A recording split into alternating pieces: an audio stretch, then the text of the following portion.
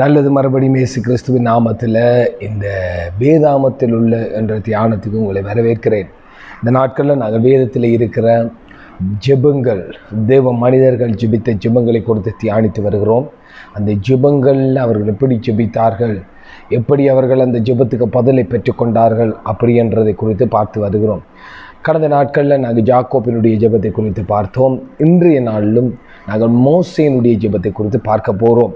இந்த மோசேனுடைய ஜெபத்தை குறித்து பார்ப்பதற்கு முன்பதாக இதனுடைய பின்னணி என்ன, ஏன் இந்த ஜெபம் இவர் ஜெபிக்க வேண்டி வந்தது அப்படி என்ற காரியத்தை நாங்கள் பார்ப்போமா இருந்தால், மோசே எகிப்திலிருந்து ஜனங்களை நடத்தி கொண்டு வந்து அவர்களை சீனாய் மலை அடிவாரத்தில் விட்டுவிட்டு ஆண்டவரிடத்தில் செல்லுகிறார்.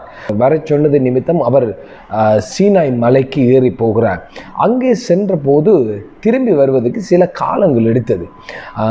ஜனங்கள் எதிர்பார்த்தார்கள், இவர் போய் சீக்கிரமாய் வந்து விடுவார் அப்படி என்று எதிர்பார்த்தார்கள். ஆனால் மோசே வருவதற்கு பல நாட்கள் ஆகிவிட்டது. ஜனங்களுக்கு மிகவும் ஒரு பெரிய குழப்பம். மோசைக்கு, எங்களை நடத்தி கொண்டு வந்த மோசைக்கு என்ன நடந்ததோ தெரியாது அப்படி என்றது நிமித்தம் ஜனங்கள் என்ன செய்கிறாங்க, இனி மோசே வரமாட்டார் அப்படி என்ற ஒரு நிலைமைக்குள்ளே வந்து, அந்த எண்ணத்துக்குள்ளே வந்து ஆரோனை பார்த்து சொல்லுகிறார்கள், எங்களை நடத்தி கொண்டு போவதற்கு தெய்வத்தை உருவாக்கி தாரும் அப்படி என்று சொல்லி அவர்கள் ஆரோன்கிட்ட கேட்ட நேரத்தில் ஆரோன் அவருடைய நகைகளை வேண்டி கன்றுக்குட்டி ஒன்றை உருவாக்குகிறார். கன்றுக்குட்டி ஒன்றை உருவாக்கி அதற்கு முன்பதை பலியிடவும் அதற்கு முன்பதை எழுந்து விளையாடவும் ஆரம்பித்தார்கள் என்று வேதத்தில் சொல்லப்படுகிறது. இதனால் கர்த்தருக்கு மிகுந்த கோபம் வந்து இந்த ஜனத்தை அழித்து விட வேண்டும் அப்படி என்ற அளவுக்கு ஆண்டவர் வந்து விட்டார். இந்த ஜனங்களை அழைத்து கொண்டு வந்ததுக்கு நான் மிகவும் பரிதாபப்படுகிறேன், வெட்கப்படுகிறேன் அப்படி என்ற அளவுக்கு ஆண்டவருடைய மனநிலை வந்து விட்டது. மோசையை பார்த்து ஆண்டவர் சொல்கிறார், மோசே என்னை விட்டு விடு, நான் இவர்களை அழித்து விடுகிறேன், உன்னை பெரிய ஜாதியாய் ஆக்குகிறேன் அப்படி என்று மோசையை பார்த்து ஆண்டவர் சொல்லுகிறார். அப்பொழுதுதான் மோசே இந்த ஜெபத்தை செய்கிறார். பாருங்க, ஆண்டவருக்கு மோசைக்கும் எவ்வளவு உறவு இருந்தது என்பதை இந்த வசனம் காண்பிக்கிறது. அது மாத்திரமல்ல, கடவுள் ஒரு மனிதனோடு எப்படி உறவாட விரும்புகிறார், உறவாடி இருக்கிறார் என்பதையும் காண்பித்து தருகிறது. பாருங்கள், மோசையை பார்த்து சொல்லுகிறார், என்னை விட்டுவிடு, நான் அழிக்கப் போகிறேன். ஏதோ மோசே அவரை பிடித்து வைத்திருப்பது போல காண்பிக்கிறது இல்லையா? பாருங்க, ஆண்டவர் எப்படி மனிதர்கள் மூலம் காரியத்தை செய்ய விரும்புகிறார் என்பதை சிந்தித்து பாருங்கள். அப்போ மோசே, கடவுள் ஆண்டவர் சர்வ வல்லமை உள்ளவர் இல்லையா? அவருக்கு முடியாதா மோசேட்ட தான் வந்து பர்மிஷன் கேட்கணுமா? இல்லை. ஆனால் கர்த்தருடைய திட்டத்தை பாருங்க, ஒரு காரியத்தை கர்த்தர் நிறைவேற்றும் போது, ஒரு காரியத்தை செய்யும் போது மனிதனூடாகத்தான் செய்கிறார் என்பதை எங்களுக்கு இந்த ஜெபம் எங்களுக்கு போதித்து தருகிறது. பாருங்க, அழிக்க போகும் போதும் மோசேயின் இடத்துல கேட்குற, என்னை விட்டு விட்டு நான் அழிக்கிறேன் என்று. கர்த்தர் மனிதனுக்கு தெரியாமல் எந்த காரியத்தையும் செய்வதில்லை. அப்போ ஆண்டவர் இப்போ மோசையிட்ட கேட்கும்போது ஆண்டவரிடத்தில் மோசை செய்த விண்ணப்பம் தான் இங்கே குறிப்பிடப்படுகிறது. மோசே 11வது வசனத்தில், யாத்ராமம் 32:11 வசனத்தில் எப்படி சொல்கிறார், மோசே தன் தேவனாகிய கர்த்தரை நோக்கி, கர்த்தாவே, நீர் மகா பலத்தினாலும் வல்லமை உள்ள கையினாலும் எகிப்து தேசத்திலிருந்து புறப்பட பண்ண நம்முடைய ஜனங்களுக்கு விரோதமாய் உம்முடைய கோபம் பற்றி எறிவதென்ன? மலைகளில் அவர்களை கொன்று போடவும் பூமியின் மேல் இராதபடிக்கு அவர்களை நிர்மூலமாக்கவும் அவர்களுக்கு தீங்கு செய்யும் பொருட்டே அவர்களை புறப்பட பண்ணினார் என்று எகிப்தியர் சொல்வானேன்? உம்முடைய கோபத்தின் உக்கிரத்தை விட்டு திரும்பி உமது ஜனத்துக்கு தீங்கு செய்யாதபடி அவர்களின் பரிதாபம் கொள்ளும். உம்முடைய தாசனாகிய ஆபிரகாமையும் ஈசாக்கையும் இஷ்டவேலையும் நினைத்தருளும். உங்கள் சந்ததிய வானத்தின் நட்சத்திரங்களைப் போல பெருக பண்ணி நான் சொன்ன இந்த தேசம் முழுவதையும் உங்கள் சந்ததி என்றென்றைக்கு சுதந்திரித்து கொள்ளும்படிக்கு அவர்களுக்கு கொடுப்பேன் என்று உம்மை கொண்டே அவர்களுக்கு ஆணையிட்டு சொன்னீரே என்று கெஞ்சி பிரார்த்தித்தான். பாருங்க, இந்த ஜெபத்தை அவர் சொல்லுகிறார், ஆண்டவரே, அந்த எகிப்தி ஜனங்கள் உம்மை பற்றி தவறாய் புரிந்து கொள்வார்கள். இந்த ஜனங்களை அழிப்பதற்காகத்தான் இந்த கடவுள் இவர்களை கொண்டு போய் இப்படி அழித்திருக்கிற, இவர்கள் பொல்லாத கடவுள் அப்படி என்று சொல்லுவார்கள் அப்படி என்று சொல்லி மோசே ஆண்டவரை பார்த்து சொல்லுகிறார். அது மாத்திரமில்லாமல் பாருங்கள், ஆண்டவருக்கு சில காரியத்தை நினைப்பூட்டுகிறார். ஆண்டவர் மறந்து போகிறவர் கிடையாது பாருங்க. ஆனால் நினைப்பூட்டுகிறார். எப்படி நினைப்பூட்டுகிறார் பாருங்க. நீர் ஆபிரகாம், ஈசாக்கு, யாக்கோப், அதாவது இஷ்டவேல், இவர்களுக்கெல்லாம் நீர் சொன்னீரே, இவர்களை கடற்கரை மண்ணை போல வானத்தின் நட்சத்திரங்களைப் போல பெருக பண்ண ஆணையிட்டு கொடுத்தீரே அப்படி என்று சொல்லி மோசே நினைவுபடுத்தி சொல்லுகிறார். அதில் சொல்லப்படுகிற கெஞ்சி பிரார்த்தித்தான். என்ற அருமையானவர்களே, இது ஒரு பரிந்து பேசுதல் ஜெபம். இன்றைக்கு நாங்கள் ஒரு பொல்லாத உலகத்தில் வாழ்ந்து கொண்டு இருக்கிறோம். பாவங்கள் மிகுந்த உலகத்தில் வாழ்ந்து கொண்டிருக்கிறோம். அக்கிரமங்கள் மிகுந்த உலகத்தில் வாழ்ந்து கொண்டிருக்கிறோம். ஏன் அநேகர் சொல்லுகிறார்கள் இந்த உலகம் அழிய போகிறது, இந்த உலகத்தில் பாவம் பெருகிவிட்டது அப்படின்னு சொல்லுகிறார்கள். இதெல்லாம் நாங்கள் கேள்விப்பட்டு கொண்டு நாங்கள் ஜெபிக்காமல் இருக்கக்கூடாது. ஒரு தேவனுடைய பிள்ளையால் தான் இந்த பூமிக்கு வருகிற அழிவை, மனிதர்களுக்கு வருகிற அழிவை, எங்களுக்கு முன்பதாய் நடக்கிற அழிவை காப்பாற்ற முடியும் என்பதை இந்த வசனம் காண்பிக்கிறது. அருமையானவர்களே, தேவன் இந்த காலத்தை குறித்து மிகவும் கோபமடைந்திருப்பார் என்பது உங்களுக்கும் தெரியும், எனக்கு தெரியும். மனிதனுடைய அக்கிரமம் இன்றைய நாட்களில் பெருகி இருக்கிறது.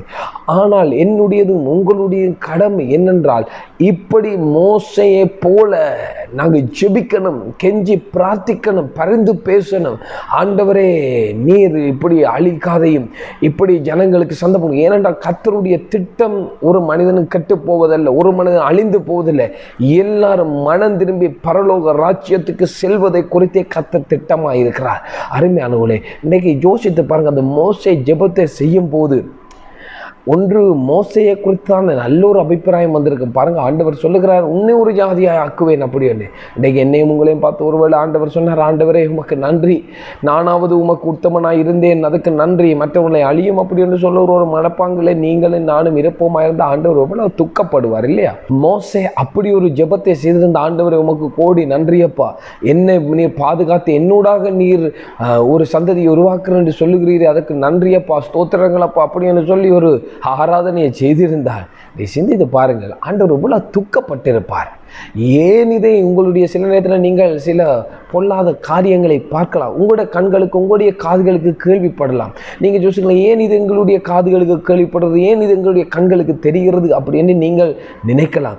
ஒருவேளை ஆண்டவர் அதை உங்களுக்கு காண்பிப்பது அதுக்காக ஜெபிப்பதற்காகவே கூட இருக்கலாம். உங்களோட கண் முன்னாக இப்படி நடக்கிறதே, அநியாயங்கள் நடக்கிறதே, பொல்லாப்பு நடக்கிறதே, இதை ஏன் ஆண்டவர் எனக்கு காண்பிக்கிற, நான் இதெல்லாம் தெரியாதபடி வாழ்ந்துடலாம் அப்படி என்று நினைப்பாங்க. கிறிஸ்தவர்கள் என்ன செய்கிறார்கள் தெரியுமா? ஓடுகிறார்கள். பாவம் இருக்கிற இடத்துல நாங்கள் இருக்கக்கூடாது, ஐயோ பாவம் செய்கிறார்கள் இவர்கள், இந்த ஊரில் இருக்கக்கூடாது, இந்த இடத்தில் இருக்கக்கூடாது, நாங்கள் எங்கேயாவது போயிடுவோம் ஓட பார்க்கிறார்கள். அருமையானவர்களே, நான் சொல்லுவேன், நீங்கள் தான் அந்த இடத்தின் மோசே. நீங்கள் தான் அந்த இடத்துல கர்த்தருடைய கோபம் அந்த இடத்துல எழும்பாதபடிக்கு, அந்த பட்டணம் அந்த கிராமம் அழிந்து போகாதபடிக்கு நிற்கிற ஒரு நபர். ஏனென்றால் கர்த்தருடைய பிள்ளைக்கு தான் கர்த்தர் அதிகாரம் கொடுத்திருக்கிறார். மத்தேயு 18வது அதிகாரம் 18வது வசனத்தில் சொல்கிறோம், பூமியில் நீங்கள் எவைகளை கட்டுவீர்களோ அவைகள் பரலோகத்தில் கட்டப்படும், பூமியில் எவைகளை கட்டவிழ்க்கிறீர்களோ அவைகள் பரலோகத்தில் கட்டவிழ்க்கப்படும் என்று. அருமையானவர்களே, ஆண்டவர் கர்த்தருடைய பிள்ளைகளிடத்தில் அதிகாரத்தை கொடுத்திருக்கிறார். அருமையானவர்களே, இன்றைக்கு கர்த்தர் உங்களிடத்திலும் என்னிடத்திலும் தான் அதிகாரத்தையும் வல்லமையும் தந்திருக்கிறார். இன்றைக்கு நீங்கள் அந்த அதிகாரத்தை பயன்படுத்துகிறீர்களா? ஜெபிக்கிறீர்களா? ஆண்டவரே, இந்த அழிவு வேண்டாம், என்னுடைய கண்களுக்கு இதெல்லாம் நான் காண்கிறேன், இந்த பொல்லாப்பை காண்கிறேன், இந்த மனிதர்கள் இப்படி செய்கிறார்களே, இப்படி வாழ்கிறார்களே அப்படி என்று சொல்லி விசனம் அடையாமல் இதை கர்த்தர் ஒருவேளை உங்களுக்கு காண்பிக்கிறது, அவர்களுக்காய் பரிந்து பேசக்கூட இருக்கலாம். அருமையானவர்களே, இன்றைக்கு நீங்கள் அதை குறித்து, ஐயோ ஆண்டவரே, ஏன் ஆண்டவரே எனக்கு இதை காண்பிக்கிறேன், இதை எனக்கு காண்பிக்காத, நான் ஒரு பரிசுத்தமாய் வாழ வேண்டும், இந்த பொல்லாப்பு நான் பார்க்கக்கூடாது அப்படி என்று நினைக்காதபடிக்கு ஆண்டவர் ஒருவேளை அதை காண்பிப்பது நீங்கள் ஜெபிக்க வேண்டும். இந்த அநியாயத்துக்காக பரிந்து பேச வேண்டும். ஏனென்றா கர்த்தருடைய உக்கிர கோபாக்கின அவர்கள் மேலே வராதபடிக்கு, அவர்களை அழித்து போடாதபடிக்கு நீங்கள் ஜெபிக்கிற ஒரு பிள்ளையாய் மாற வேண்டும் என்பதற்காகத்தான் கர்த்தர் அவைகளை காண்பிக்கிறார். அருமையான மோசையை போல அறிந்து பேசுகிற ஒரு நபர்களை இன்றும் ஆண்டவர் தேடுகிறார். அருமையானவர்களை, அதிகாரத்தை எடுத்துக்கொள்ளுங்கள். கர்த்தர் உங்களிடத்தில் அதிகாரத்தை தந்திருக்கிறார். அது மாத்திரம் உங்களுக்கு தெரியாமல் எந்த காரியத்தையும் செய்வதில்லை என்றும் வேதத்தில் பார்க்கிறோம். ஆபிரகாமுக்கு அப்படித்தான் சொன்னார், நான் என்னுடைய தாசனாகி ஆபிரகாமுக்கு தெரியாமல் எந்த காரியத்தையும் செய்ய மாட்டேன் என்று ஆபிரகாமுக்கு சொன்னார். ஆபிரகாம் கேட்ட உடனே ஜெபிக்கிறார், ஆண்டவரை அழிக்க வேண்டாம், 50 நீதிமான் இருந்தால் 40 நீதிமான் இருந்தால் இப்படின்னு குறைத்து கொண்டு போற. இன்றைக்கு மோசையை பாருங்கள், மோசை இடத்திலும் ஆண்டவர் இதை சொன்ன மோசையும் பெரிய அழிவில் இருந்து அந்த ஜனங்களை பாதுகாக்கிறார். இன்னைக்கு கர்த்தர் என்னிடத்திலும் உங்களிடத்திலும் இந்த சந்தர்ப்பத்தை தந்திருக்கிறார். இதை கேட்டுக்கொண்டிருக்கிற நீங்கள் ஜெபியுங்கள். உங்களுடைய பட்டணத்துக்காக, நீங்கள் காண்கிற மனிதர்களுக்காக. நீங்கள் நினைக்கக்கூடாது இது கர்த்தர் எனக்கு காண்பிக்கக்கூடாது அப்படி என்னை நினைக்காதீர்கள். நீங்கள் அதை காணும்போது ஜெபிக்க வேண்டும், ஆண்டவரே இதெல்லாம் மாற வேண்டும், இவர்கள் மேலே மனமிரங்கம், இவருடைய பாவங்களை மன்னியும் அப்படி என்று ஜெபியுங்கள். ஏனென்றால் கர்த்தர் அப்படிப்பட்ட நபர்கள் மேலே பிரியமாயிருக்கிறார். இன்றைக்கு உங்களிடத்தில் அந்த அதிகாரத்தை தந்திருக்கிறார். அருமையானவர்களே, பரிந்து பேசுகிற ஒரு பிள்ளையாய் நீங்கள் மாறுங்கள். மோசேயுடைய ஜெபம் எங்களுக்கு ஒரு நல்ல உதாரணத்தை தருகிறது. கர்த்தர் தாமே உங்களை ஆசீர்வதிப்பார் ஆக.